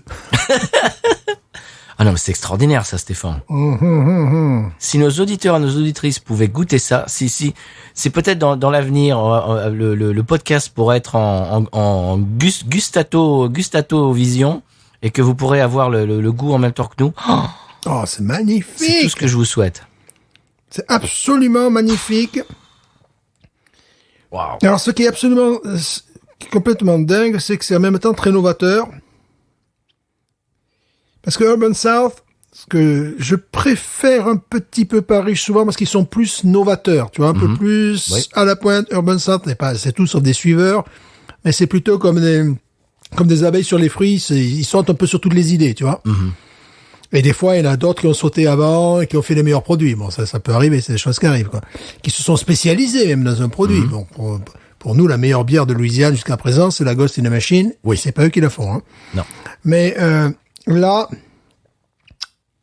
puisqu'en dégustation, en fin de bouche, t'as le goût de banane sucrée, tu sais, le banane que voilà, que tu as un truc. Waouh! Là, je trouve que est-ce que t'as déjà eu alors c'est un mélange de goûts connus. Oui. Mais qui fait que c'est une bière inconnue. Est-ce que t'as déjà eu ça dans une bière? Non. Moi, j'ai eu ça dans plusieurs bières différentes. C'est ça. Mais pas tout en même temps. Pas tout ramassé comme ça. Cette base maltais avec du fruité, on l'a déjà eu. Elle me rappelle la Job Money, si tu te souviens. Qui était une très très bonne, qui était une bière sublime. Ou plus simplement quand la Hard Ale, comment ça s'appelle? Too Hard Ale. Too Hard Ale, yes. Oui, aussi, tu as un côté, tu sais, mais c'est pas pareil. Tu as un côté comme ça, tu sais, où tu as un côté maltais, un côté fruité, un côté, bon, elle est complètement magnifique, cette bière. Là, on est moins dans le contraste, on est beaucoup plus dans le ramassé, dans le naturel. Tu vois ce que je veux dire? Oui. On est moins dans le show-off, quoi, comme on dit en très bon français. Voilà, on est beaucoup moins clinquant, le tape à l'œil. Voilà, dans le tape à l'œil, bon. Tape à l'œil de la bière dont nous venons de parler, oui, ça va, quoi. je suis pour. Je trouve qu'ils sont concentrés tout leur savoir-faire dans un truc. Bon, l'intérêt de la Covid, c'est que ils ont le temps de réfléchir à leurs projets, à leurs produits, et de les mettre en vie. Il faut vraiment qu'on parle avec ces gens-là. J'en peux plus là. Et ça, c'est quelque chose d'éphémère qui vient de sortir. Et puis voilà, je pense qu'ils la referont une fois et puis ils feront autre chose après. Ouais, qu'ils la referont après. Qu'il faut qu'ils la refassent après. La canette, on peut en parler, c'est rigolo. Très belle. Années 70. Voilà, années 70, psychédélique. On dirait, on dirait un petit peu la mire de TF1, tu sais, pas la mire, mais le. Ouais. Le journal de TF1 de 1976, là, avec le T, le F et le 1 qui se... C'est ça. Voilà, qui se... Ouais, c'est vraiment qui ça. Qui se décline en plusieurs couleurs, voilà, avec psychédélique, quoi. Voilà, on est 1975-1976. Et nous aussi, bonjour. Alors, là où tu vois que c'est pas fait pour durer, semble-t-il, c'est que c'est une canette qui comment on appelle ça, ils ont mis le plastique dessus, quoi. Enfin voilà, ils ont mis l'étiquette dessus. Voilà, autocollant, ils l'ont enroulé, tout ça. Il faut vraiment, bon, je sais que je me répète, chères auditrices et auditeurs, mais il faut vraiment qu'on parle à ces gens-là, parce que voilà, ça me donne des idées, là je deviens fou. Ce sont ces idées, je les ai depuis longtemps, mais bon. Je crois que je vais lui en toucher 2 mots et je pense qu'il va être intéressé. Ouais, on en parlera, voilà, là bon. Je vais mordre un facteur. Là, je vais me détendre. Je vais mordre un facteur pieds nus. Enfin, moi pieds nus, tu vas voir. Tu vas faire du earthing et du mailman biting. Voilà. Non, on a des idées sur Binous. Bah, ça risque d'être un épisode de 4 heures, là, parce qu'on est en train de boire 2 bières de qualité. Stéphane, voilà. Il a fallu que je me rattrape. Parce que les 2 dernières semaines, je t'ai balancé dans les pattes des trucs absolument infâmes. Ça, on peut le dire, oui. Et alors là, je crois que je me suis un petit peu racheté, non? Je me trompe? Voilà. C'est-à-dire, la première bière, c'était quelque chose qu'on connaissait absolument remarquable. Là, je trouve qu'on est dans une niche, quoi. On est vraiment dans pas loin de l'œuvre d'art, quoi. C'est fantastique, ça. Oh, c'est fantastique. Et puis, c'est comme tu dis, c'est unique. C'est-à-dire, c'est des goûts qu'on a déjà eu, certains goûts dans une bière, d'autres goûts dans l'autre, etc. Cette espèce de base maltée sur de la bière, sur une bière genre fruitée, on a déjà eu ça, mais dans celle-ci, il y a des goûts différents. Comme tu dis, en fin de bouche, on a une espèce de banane sucrée. C'est-à-dire, comme tu dis, tu prends une banane, tu l'écrases avec une fourchette et tu mets un peu de sucre dessus. En fin de bouche, quand ça fait 1 minute ou 2 qu'on n'a pas pris une gorgée, on a cette impression de banane sucrée et en même temps d'amertume, parce qu'il y a une amertume en fond de bouche qui est certaine, qui est là, qui est présente. Oh, c'est magnifique, c'est magnifique. Tu sais, bon, je dirais une banane un petit peu comme les bananes flambées que nous pouvons avoir ici, des bananes sauvages, pas la banane qui a le goût de chewing-gum, quoi. Enfin voilà, pour faire. Oui, non, une vraie banane, une banane fraîche. Oui. Bon. Je trouve qu'ils ont réussi à concentrer. Ça, c'est le meilleur des deux mondes presque. Tu as le côté. Maltais, que bon, évidemment, j'adore les maltais amertume. Anglaises. Voilà. Mais avec un côté exotique. Enfin, on dirait que cette bière a été faite, elle était faite en Louisiane en même temps, c'est normal. Oui. On dirait qu'elle a été faite, je sais pas, dans les Caraïbes, dans une ancienne colonie britannique, genre Jamaïque ou j'en sais rien, tu vois, ou les Bahamas ou voilà. Ou un comptoir en Inde. Ouais, mais plutôt quelque chose d'assez proche de chez nous, tu vois, où c'est la rencontre de deux mondes, mais une rencontre qui est vraiment très enveloppée, oh là là, ça devient des tailleurs, tu sais, sur mesure. Ça j'appelle ça, c'est une bière, c'est du sur mesure, c'est la couture, c'est la haute couture, quoi, tu vois, voilà, ça te tombe parfaitement sur le palais, comme ça pourrait tomber parfaitement sur tes épaules, tu vois, c'est bien taillé, c'est classe, c'est pas prétentieux, c'est pas m'as-tu vu. Non. Ouh là là là là. Ils deviennent fous là-bas. Alors, ce qui est rigolo, il faudrait que tu les suives sur je vous invite, chers auditeurs, auditrices, à les suivre sur les réseaux, surtout sur Instagram, parce qu'ils postent sans arrêt des nouvelles bières, les visuels, etc., des trucs assez fun, assez sympathiques. Et ils sont d'une créativité sans borne, parce qu'ils sortent tout le temps des nouveaux trucs. En ce moment, ils sortent des nouvelles bières quasiment toutes les semaines. Et de ce niveau-là, mais c'est incroyable. Ça c'est un truc qui passe. Bon, si tu le loupes, si tu regardes pas sur Instagram ou si tu vas pas à la brasserie cette semaine-là ou ce mois-ci, ce mois de septembre, bah tu l'as loupé celle-là. C'est-à-dire que le mois prochain il y aura autre chose. Tu vois. Et de ce niveau-là, je crois que honnêtement, Stéphane, ils étaient très bons avant. Mais j'ai l'impression que depuis le confinement, ils ont eu le temps comme disait Alex dans l'interview que j'avais faite avec lui. Ils ont pris ce temps pour essayer d'affiner leurs compétences, et je crois qu'ils sont passés à un niveau supérieur. Je sais pas ce que t'en penses, mais... Oui, le seul truc que je pouvais reprocher à Urban South, c'est de cibler dans différentes directions, et donc il y avait forcément des bières qui ne me correspondaient pas. Mm-hmm. Tu vois, bon, forcément, quand tu tapes dans tous les coins, voilà. Mais bon, c'est normal, ils répondent... une clientèle qui est très particulière. Ils font pas la bière que pour toi, je te le rappelle. Oui, c'est un peu le problème. C'est un peu le problème. Mais en même temps, ils le font pour c'est double détente, c'est-à-dire ils le font pour un public local louisianais, donc des gens urbains exigeants, et en même temps dans un paradigme américain, c'est-à-dire ils sont aussi en collaboration, en compétition, tu sais, avec d'autres brasseries exceptionnelles des États-Unis. Il y a toujours ce double cadre, et en même temps avec un petit regard sur la tradition européenne. Bien sûr. Donc ils sont à plusieurs niveaux. Donc évidemment, ils ont fait des bières que je ne toucherai jamais. Je m'en fous, quoi. Je me fous de trucs. S'ils me font une bière au marshmallow, là, je sais pas trop quoi, je leur dirais c'est super, je vais pouvoir les mettre dans ma voiture, dans le réservoir, ça va faire ma voiture va être contente. Bon, ça c'est sublime, Stéphane. Ouais, tu vois, bon, mais là, oui, c'est effectivement, ils peuvent dire we can handle this. C'est vraiment ça, tu vois, on peut maîtriser la situation. Et là, we can handle this, c'est-à-dire c'est quelque chose qu'on peut qu'on peut contrôler, on peut faire face à cette situation. Voilà, on peut passer on peut y faire face, c'est-à-dire on peut y faire face, voilà, c'est ça, c'est une situation face à laquelle on peut maîtriser la situation. Ouais, on va pas se faire démonter, quoi. Voilà. On va pas se démonter, on peut le faire, c'est quelque chose que c'est quelque chose. On a les épaules, on a la carrure, ça va pas nous détruire. Voilà, c'est ça. C'est ça. Et là, bon, je pense que c'est le cas. Et en même temps, ça veut dire handle, ça veut dire oui, on peut le faire, quoi. Voilà, on peut le faire. Tu vois, il y a tous les trucs, quoi. Ah oui, et puis alors, rétroflexion, c'est même plus de la rétroflexion, ça s'appelle du rotage en français. Oh, Stéphane. Mais non, mais c'est du rotage inaudible, du rotage intérieur. En rotage, genre, on fait dans le rotage intérieur. Bon, là, c'est clémentine, mandarine. Hein. C'est mandarine, clémentine. Bon, on a vraiment l'impression d'avoir mangé une mandarine. Oui, là, vraiment, vraiment, bon. J'ai roté en moi. Stéphane. Mais il y a des gens qui vont se désabonner de cet épisode. Mais je sais bien, tu vas devoir marquer, attention. Attention, peu ragoûtant, un langage peu ragoûtant en fin d'épisode. Et là, oui, bah là, si tu vois, c'est la rétro-olfaction obligée, quoi. Stéphane. T'as pas le choix. Mais c'était mandarine. Ouais, c'était mandarine, bon.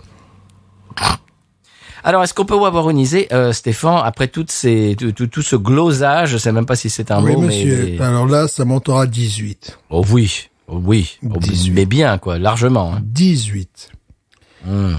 18, bon, si vous vivez à la Nouvelle-Orléans... À la Nouvelle-Orléans. Vous savez ce qu'il vous reste à faire. Ça, on a déjà parlé de ce type, on le redit, rapido. Oui. C'est le type qui fait... Ils ont enregistré une annonce dans l'aéroport de la Nouvelle-Orléans, et le type a enregistré ça en faisant une espèce de cassure entre le mot Nouvelle-Orléans, et ça me saute à l'oreille à chaque fois, parce que normalement, en FLE, on t'apprend que Nouvelle-Orléans, normalement, la langue française est censée quand même, c'est pour ça qu'il y a des liaisons, etc., etc. Non, ça se fait pas, ça. La Nouvelle-Orléans, il y a pas de cassure comme ça. Bref, et à chaque fois, donc, on se fiche. Voilà. Ils ont peut-être changé l'aéroport, ils ont peut-être changé le message aussi. Je sais, moi, à mon avis, non, hein. Ça y était quand on est arrivé en 2002-2003 et j'imagine que ça y est toujours 20 ans plus tard. Hein. Le gars, un jour, le gars va être grabataire et il va toujours entendre sa voix de gars de 20 ans qui dit bienvenue à l'aéroport de la Nouvelle-Orléans. Mais t'imagines, c'est comme si on entendait aujourd'hui bienvenue à l'aéroport de la Nouvelle-Orléans. Tellement mieux. Zapping Max, Zappy Max. Ça fait un peu, t'étais là, wow, ils sont où mes bagages? Qu'est-ce qui se passe? Voyagez, Nouvelle-Orléans. Voilà, tellement mieux. Ça fait un petit peu ça, ouais, quand on est à l'aéroport, des fois, bon.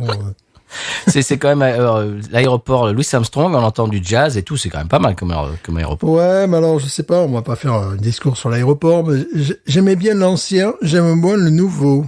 Ah, ça fait un moment que je suis pas allé, moi. Ouais, je suis allé au nouveau, je me suis dit, mais bon, voilà, c'est personnel, voilà, Nouvelle-Orléans. Nouvelle-Orléans. Conseil de voyage de Stéphane, allez dans l'ancien aéroport, pas le nouveau. Voilà.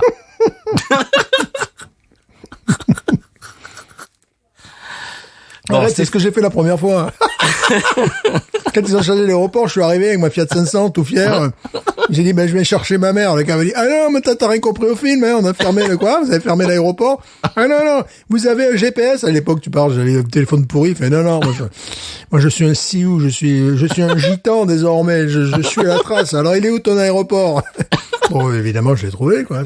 Bon, c'est quand même assez grand, un aéroport, comme dans une ville, tu vois, hein. Et j'étais déçu. Bon, Dieu, tu étais déçu. Voilà. Bon, 18 pour cette bière, c'est un sans faute. Hein. Alors là, c'est home run, hein, comme on dit. C'est touchdown dans le langage du foot américain. Là. Oui, non, là, c'est de la très, très, très grande classe. Très bien. Eh bien, est-ce qu'on passe, Monsieur Stéphane, en sirotant ce merveilleux breuvage à l'épisode de San Pellegrino? Mais pas du tout. Non. Attention, je tiens à dire à nos auditeurs que l'intégrale du San Pellegrino va bientôt sortir en VHS et en Betamax. Pour Noël, oui. Voilà, grosse annonce. Voilà, donc préparez vos magnétoscopes. Oui. Faites chauffer les magnétoscopes. Le coffret VHS arrive à Noël. Voilà. Oui, bien sûr. Il y a plusieurs saisons, quand même, faut leur dire. Bien sûr. Oui, bien sûr. L'intégrale des saisons. 2, voilà. Bernard et Gérard, puis des choses, voilà. Les auteurs ont été très productifs. L'intégrale de VHS sort pour Noël. Voilà. Demandez ça au Père Noël. Sans paix. Demandez un Betamax aussi, parce qu'on sort. Aussi. Et en V2000, il y avait un alors, il paraît que le Laserdisc sortira l'an prochain. Ça, je ne sais pas. J'en suis pas sûr. Là, dans les Caraïbes, peut-être. Sans paix. San Pellegrino,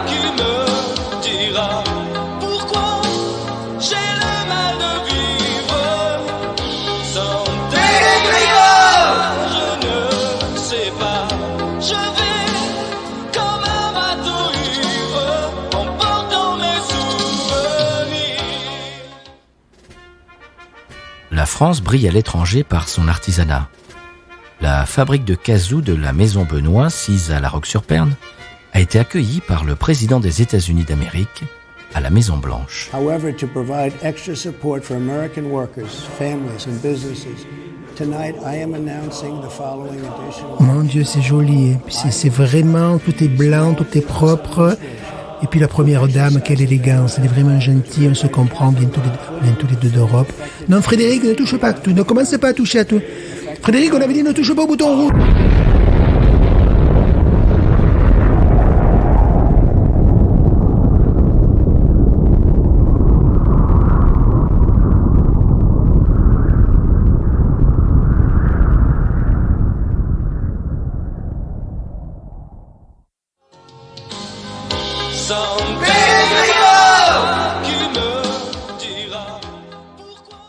Voilà, c'était l'épisode de 100p de la semaine. Stéphane, tu me disais hors micro que tu as eu un autre retour d'olfaction sur cette bière. Voilà, un autre rotage.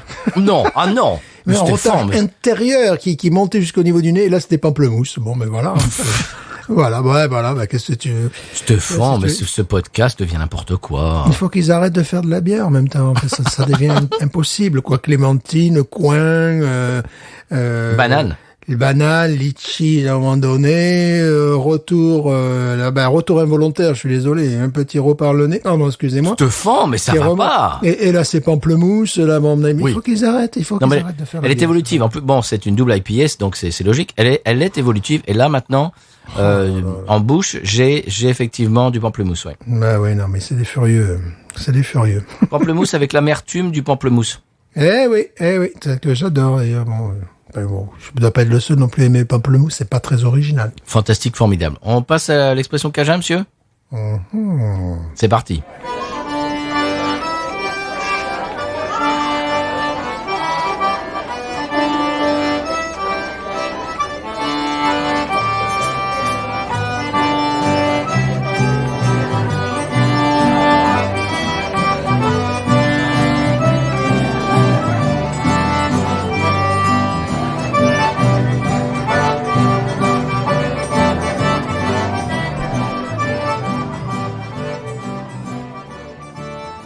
L'expression cajun de la semaine, Stéphane, c'est mauvaiseté. Mauvaiseté, oh, ça veut dire méchanceté. C'est méchanceté, de la mauvaiseté. Ah, c'était de la mauvaiseté, ça. Ah, c'est pas mal. Bon, là, on arrive à décoder. La mauvaiseté. C'est joli. Mauvaiseté. Ben oui, en plus, c'est logique. La mauvaiseté, voilà. C'est de la mauvaiseté, tout ça. Eh bien, ça serait sympa que vous essayiez de placer ça dans votre vie de tous les jours, de dire ça c'est de la mauvaiseté, ça. Et quand on vous regarde de travers, c'est un mot cajun. C'est un mot français cajun. Écoutez, j'écoute Binous USA. Chacun ses références. Absolument. Voilà. Est-ce qu'on passe à la pub? Oui, parce que bon, c'est bien beau de boire des bières, tout ça, mais à un moment donné, on doit dire quand même à nos auditeurs qu'on achète les bières par nous-mêmes, et donc à ce titre, il faut avoir un petit peu de fond. À part celle-ci, c'était les cadeaux, Stéphane. Un petit peu de monnaie, donc évidemment la publicité. Alors nous n'aimons pas la publicité intrusive, nous n'aimons pas la publicité tapageuse. Non. Nous aimons une publicité qui correspond à notre podcast, qui, je dirais, suggère le talent de ses animateurs.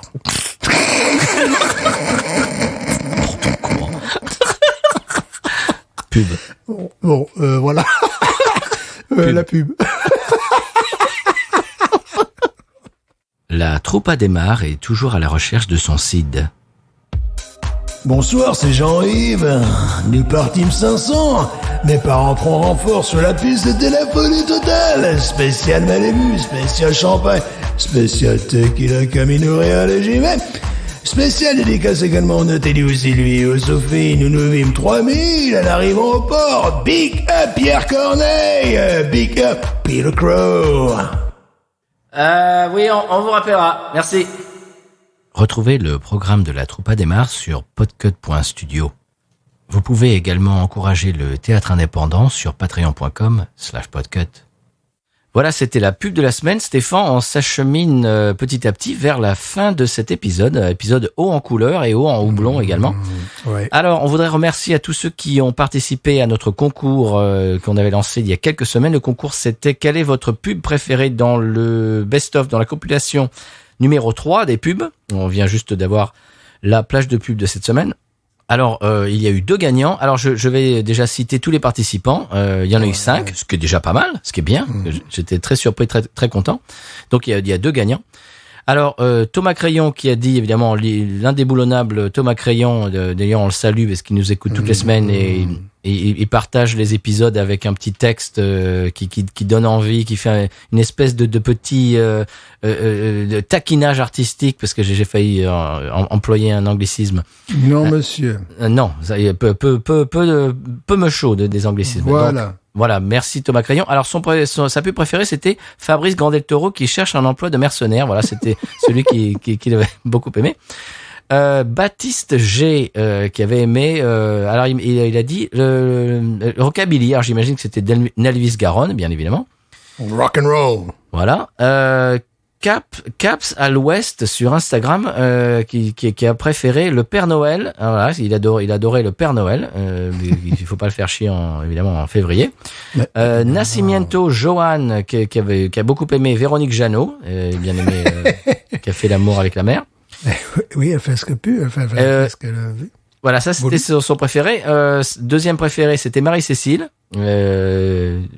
Tu te souviens, Michael est de retour, tout ça? Oui, c'est peut-être inspiré de certains personnages réels. Ou non, ou pas.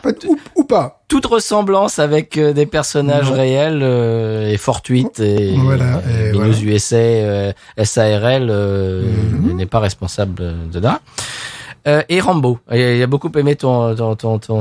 Pourquoi Rambo? C'est une souffrance.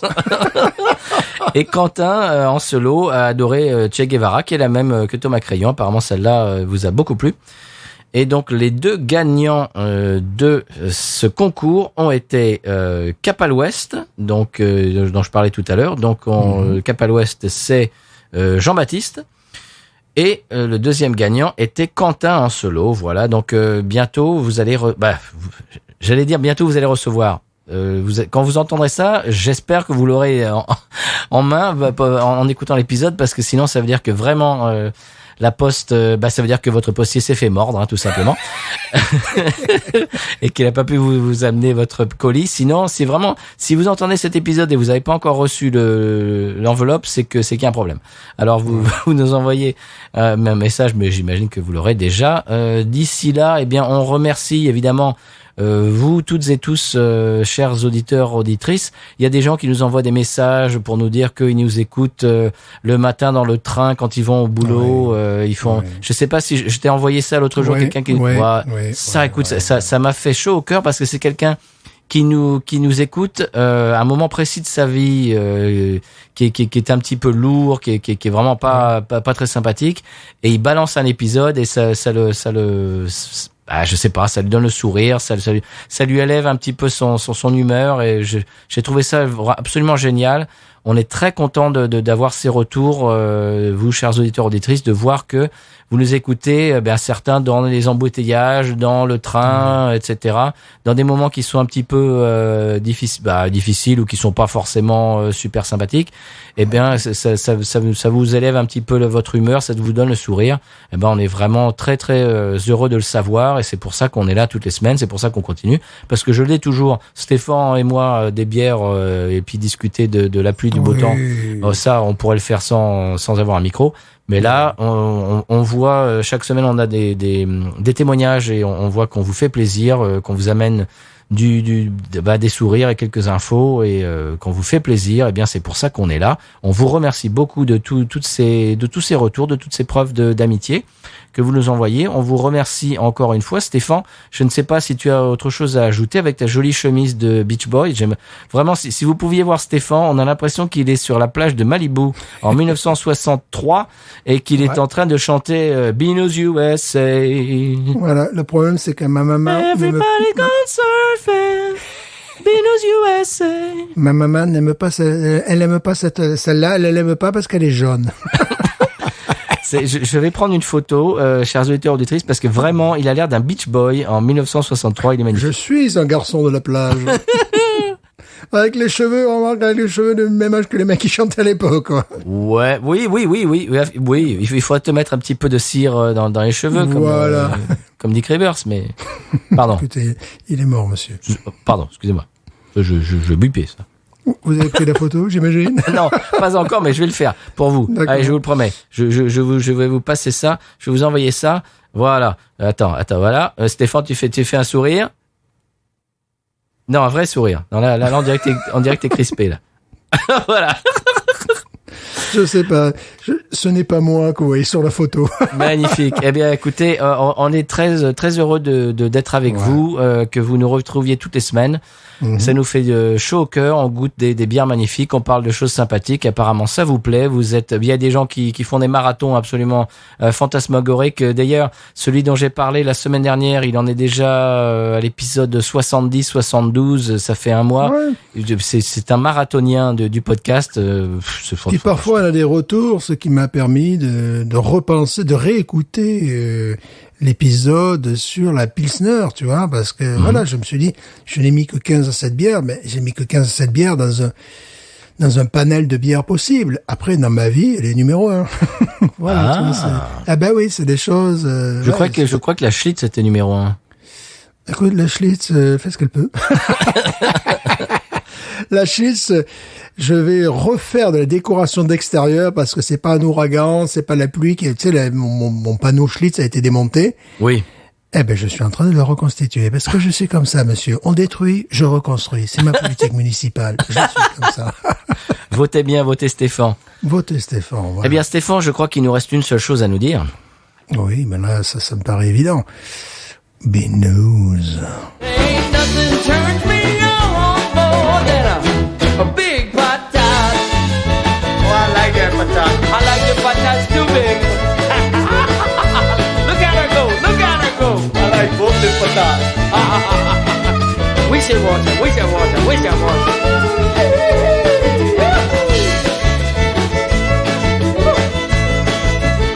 I think that one's full.